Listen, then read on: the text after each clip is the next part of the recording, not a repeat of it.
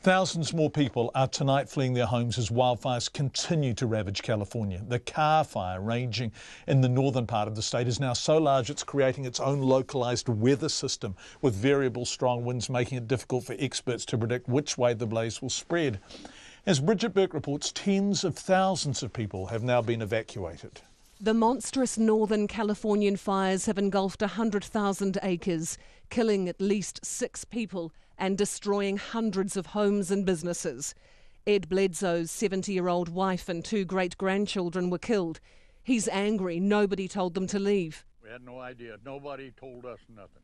If I'd had any kind of warning, I'd have never, ever left my family in that house. This fire, known as the Carr Fire, has been burning for a week.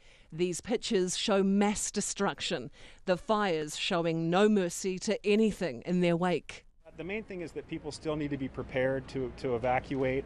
We have some people who are not evacuated yet, and we also, again, like today, we have some people who are returning home. And those people, we just don't want them to get sort of a relaxed sense of vigilance. People still need to be packed and ready to go because the fire behavior could still be very changing and shifty. We want folks in this area to still be ready to evacuate on a moment's notice if needed. At Shasta College, 500 evacuees take shelter. Inside, Stephen Bailey says he's used to fighting fires, not fleeing them. Being a retired firefighter for 31 years, and I worked for Carr Fire for a long time and everything else. It's tough being on the other side. It was being on the engine and going in. That was tough, but it was a different kind of tough when you get told to leave and you don't know anything. So yeah, it's different. I don't wish anybody to ever have to experience. Barbara DeMarco had nowhere to go until the police turned up at her house. I heard everybody packing up, and everybody was getting all their relatives, so we didn't have no way out. And the police officers in a car come by, and I told them, I said, we don't have no way out. Me and my nephew and my dog, and he's my caregiver too. And so he got on the radio and found an ambulance coming from Mount Shasta. And they brought us over here to the shelter.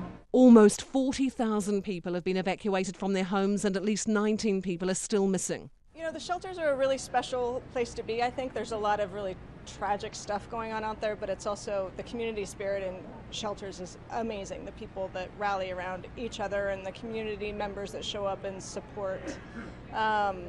And I think our volunteers are doing an amazing job of just giving hugs and offering meals and making sure everybody's well. The evacuation centre is now a temporary home, not just to humans, but pets as well. Last night, I can tell you about how quiet it was last night. After the animals being stressed from when we got in here on Friday, you could have heard a pin drop finally last night because all the animals were dead tired from barking and, excuse me. The fires are the most destructive to strike Northern California in a decade. For Checkpoint, Bridget Burke.